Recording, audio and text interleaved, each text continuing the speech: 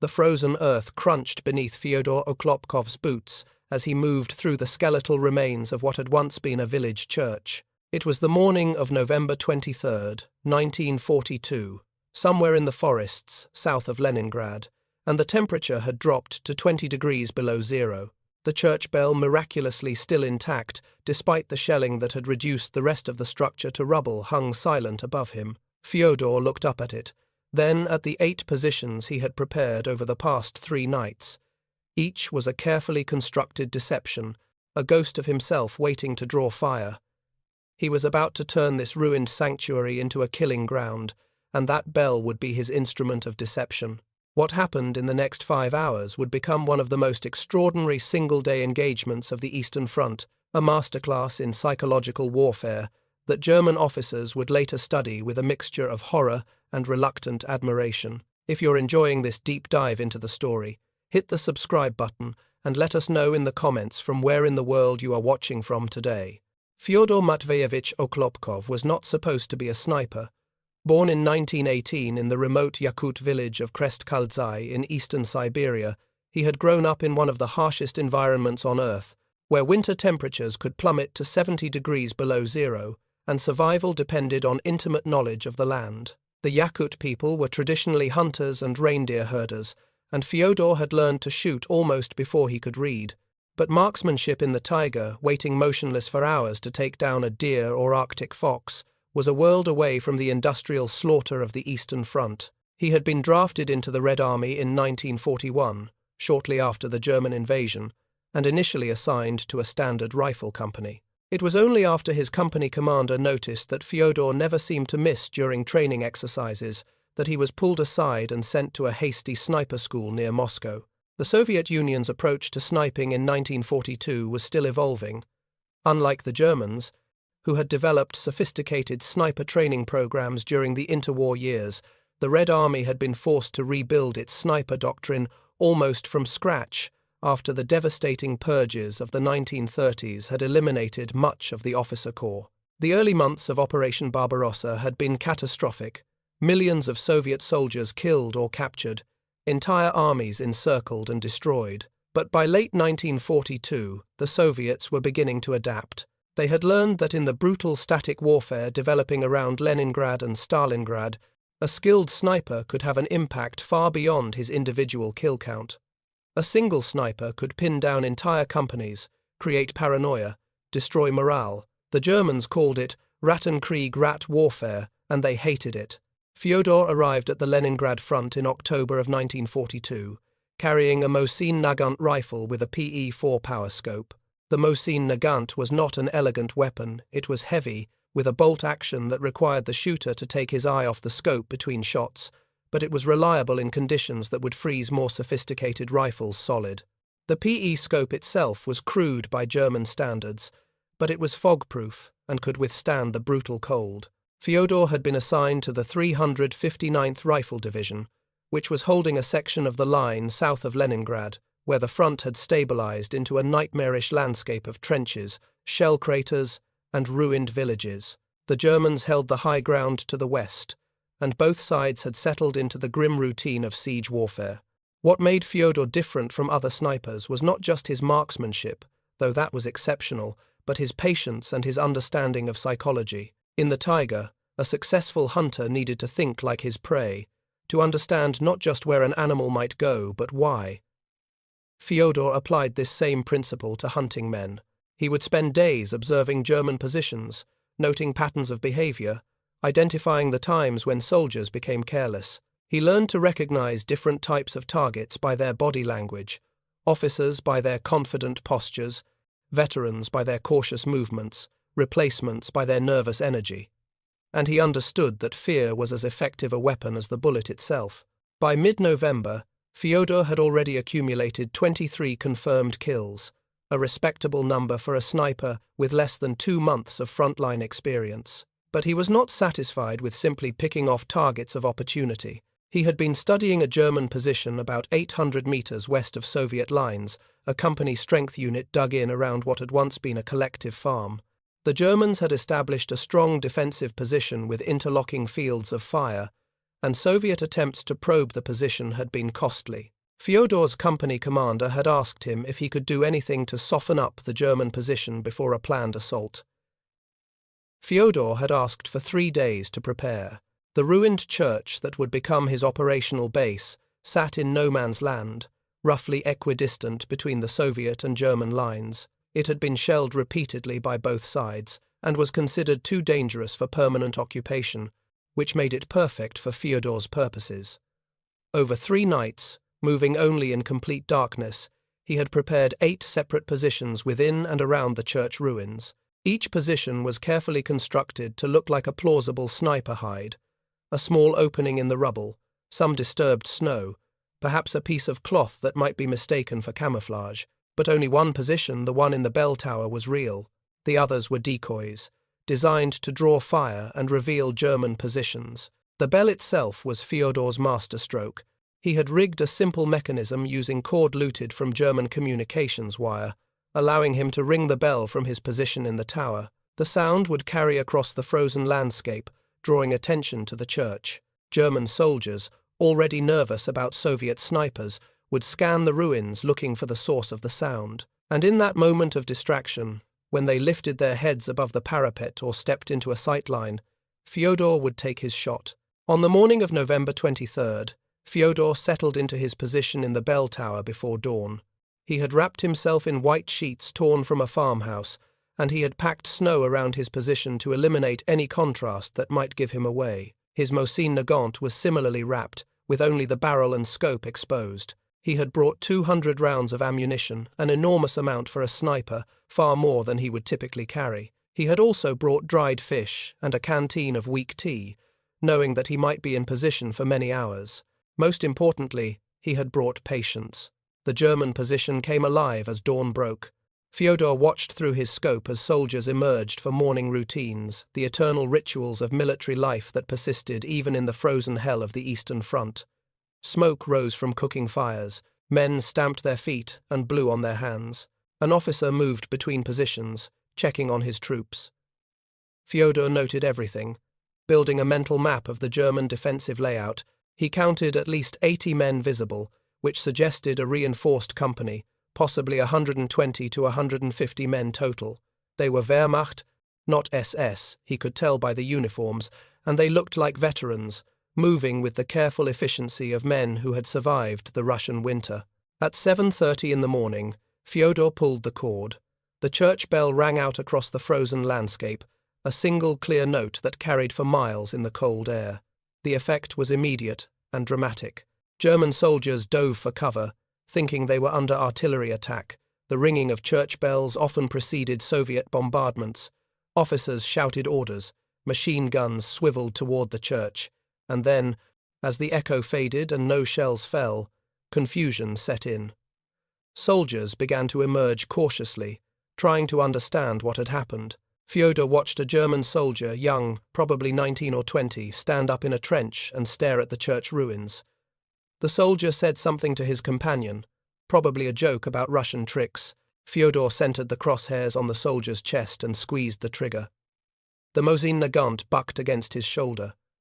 Through the scope, Fyodor saw the soldier crumple. Before the man hit the ground, Fyodor had already worked the bolt and was scanning for his next target.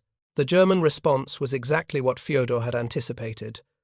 Machine guns opened fire on the church ruins, raking the decoy positions he had prepared. Tracers lit up the morning gloom, ricocheting off rubble. A German officer, Fyodor, could see the distinctive lieutenant shoulder boards was directing the fire, pointing at different positions. Fyodor waited until the officer turned sideways, presenting a larger target, and fired again. The officer went down. The machine gun fire intensified, but it was poorly directed, hitting everything except Fyodor's actual position in the bell tower. This was the psychological trap Fyodor had set. The Germans knew there was a sniper in the church ruins. They had seen 2 men fall, but they could not pinpoint his location. The multiple decoy positions created confusion. Was he in the collapsed nave, behind the broken wall, in the shell crater to the east? Each position looked equally plausible, and the Germans were wasting ammunition trying to suppress all of them. Meanwhile, every time they fired, they revealed their own positions. Fyodor noted each muzzle flash, each machine gun nest, each fighting position. He was building a target list. At 8:15, Fyodor rang the bell again. This time, the German reaction was more confused. Some soldiers dove for cover, others stood frozen, trying to understand the source of the sound. A German sergeant, Fyodor, could see the rank insignia clearly began organizing a squad, apparently planning to assault the church and eliminate the sniper threat. Fyodor let them form up, let them begin moving across the open ground. Then he shot the sergeant. The squad scattered, diving back into their trenches. 2 more men fell as they ran, caught in the open. The pattern repeated throughout the morning. Fyodor would ring the bell, creating confusion and distraction. German soldiers, increasingly frustrated and frightened, would expose themselves trying to locate the source of the sound or to direct fire. And Fyodor, invisible in his bell tower position, would pick them off one by one. He varied his timing, sometimes ringing the bell every 10 minutes, sometimes waiting half an hour.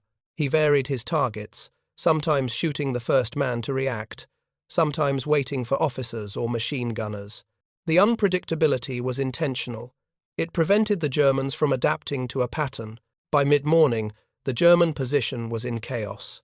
Fyodor had killed 17 men, and the psychological impact was far greater than the casualty count suggested. Soldiers were refusing to leave their dugouts. Officers were screaming orders that went ignored. Someone, probably a company commander, had called for artillery support, and German shells began falling on the church ruins. But the shelling was poorly coordinated, falling mostly on the decoy positions. Fyodor's bell tower position, tucked into the corner of the structure, was protected by angles of deflection that made direct hits unlikely. He simply waited out the barrage. Conserving his energy, when the shelling stopped, Fyodor went back to work. A German soldier made the mistake of standing up to survey the damage, trying to see if the sniper had been killed. Fyodor shot him. Another soldier tried to pull his wounded comrade to safety. Fyodor shot him too, not out of cruelty, but because wounded men screaming for help destroyed morale faster than corpses. The Germans were learning that any exposure, any movement, could be fatal. They were trapped in their positions, unable to maneuver, unable to respond effectively. At noon, Fyodor rang the bell again, but this time no one reacted. The Germans had learned. They stayed in their holes, refusing to be baited. Fyodor smiled. This was also part of his plan. The Germans thought they had adapted to his tactics, thought they were being smart by refusing to expose themselves. But immobility was its own trap. Soldiers who stayed frozen in place became careless in other ways. They would shift position to relieve cramped muscles, or turn to speak to a comrade, or lean out to check sight lines. And Fyodor was watching for exactly those small movements. If you find this story engaging, please take a moment to subscribe and enable notifications. It helps us continue producing in-depth content like this. Through the afternoon, Fyodor continued his methodical work. He had developed an almost meditative rhythm. Scan, identify, target, assess wind and range, breathe out halfway, squeeze. The Mosin Nagant's report, the recoil, the immediate scan for the next target. His shoulder ached from the constant firing. The Mosin Nagant kicked hard, and he had fired more rounds in 5 hours than most snipers fired in a month. His fingers were numb despite the gloves he wore, and he had to periodically blow on them to maintain dexterity. The cold was seeping into his bones, and he knew he would need to extract soon. Hypothermia was as deadly as German bullets, but he also knew he was achieving something extraordinary. Through his scope, he could see the disintegration of German unit cohesion. Soldiers who should have been maintaining watch were huddled in the bottom of trenches. A machine gun position that should have been manned stood empty. The crew had apparently abandoned it after Fyodor killed the gunner. He saw one German soldier, probably an NCO, trying to rally his men, physically pulling them up to their fighting positions. Fyodor shot him, and the men he had been organizing immediately retreated back into their dugouts. By 3 in the afternoon, as the early winter darkness began to fall, Fyodor had fired 167 rounds and confirmed 53 kills, men he had seen fall and not get up. But the actual death toll was likely higher. Some men he had shot had been pulled back into covered positions where he could not observe them. Some had been wounded rather than killed outright, and in the sub-zero temperatures, wounded men who could not reach aid stations quickly would die of shock and blood loss. German after-action reports, which would not be discovered until decades after the war, would list the company's casualties for November 23, 1942, as 34 dead and 49 wounded, 83 men out of action from a single sniper in a single day. But Fyodor's impact went beyond the immediate casualty count. The German company was combat ineffective. Even the unwounded soldiers were psychologically shattered, jumping at every sound, refusing to move during daylight. When Soviet forces launched their planned assault 2 days later, the German position collapsed with minimal resistance. Survivors reported that their comrades had been haunted by the ghost in the bell tower, a sniper who seemed to be everywhere and nowhere, who could kill at will and could not be stopped. As darkness fell completely, Fyodor prepared to extract. He rang the bell one final time, a farewell gesture, a psychological signature. Then he carefully made his way down from the bell tower, moving through the ruins with the same careful stealth he had used to approach. German artillery began pounding the church even before he had cleared the area. They were taking no chances that the sniper might return. Fyodor smiled in the darkness. They were shelling empty positions, wasting ammunition on ghosts. He reached Soviet lines just before midnight, exhausted, hypothermic, and carrying an empty rifle. His company commander, a veteran captain named Petrov, who had seen almost everything the war could offer, stared at Fyodor with something approaching awe when he heard the report. 53 confirmed kills in 5 hours. It seemed impossible, the kind of number that belonged in propaganda rather than actual combat reports. But Petrov had watched the German position through binoculars all day. He had seen the chaos, the collapse of German resistance, the way a single sniper had paralyzed an entire company. How? Petrov asked simply. Fyodor thought about the question. How do you explain that hunting men is not so different from hunting animals? That patience matters more than marksmanship? That fear is a weapon more powerful than bullets? That a bell ringing in a ruined church can destroy morale more effectively than an artillery barrage? I made them afraid of the wrong things, Fyodor said finally. They were afraid of the bell, of the church, of the positions they could see. They were not afraid of the position they could not see. And while they were afraid of the wrong things, I killed them. The story of Fyodor Oklopkov's engagement at the ruined church spread quickly through the 359th Rifle Division and beyond. Soviet propaganda organs, always hungry for hero stories to counter the narrative of German military superiority, seized on the account. Articles appeared in army newspapers praising the Yakut hunter who terrorized the fascists. Political officers used the story in their morale-building sessions, emphasizing how Soviet soldiers, using skill and cunning, could overcome German technical advantages. Fyodor himself was promoted to sergeant and awarded the Order of the Red Star, the first of many decorations he would receive during the war. But what the propaganda accounts missed, what they could not capture, was the actual innovation Fyodor had demonstrated. He had not simply been a skilled marksman. He had turned a sniper engagement into a psychological operation, using sound, confusion, and fear as force multipliers. The 8 decoy positions were not just camouflage, they were a deliberate strategy to fragment German attention and waste their ammunition. The bell was not just a distraction, it was a tool for conditioning German soldiers to react in predictable ways. Fyodor had understood something that many military theorists were only beginning to articulate, that in modern warfare, the psychological dimension could be as important as the material dimension.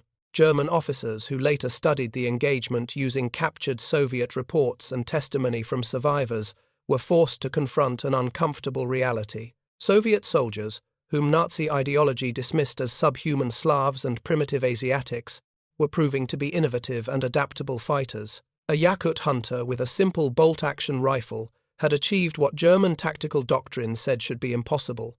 A single sniper had mission-killed an entire company. The German army's own sniper training manuals, which emphasized concealment and patience, had no analogue for Fyodor's aggressive use of psychological warfare. How do you defend against a sniper who rings church bells to manipulate your responses?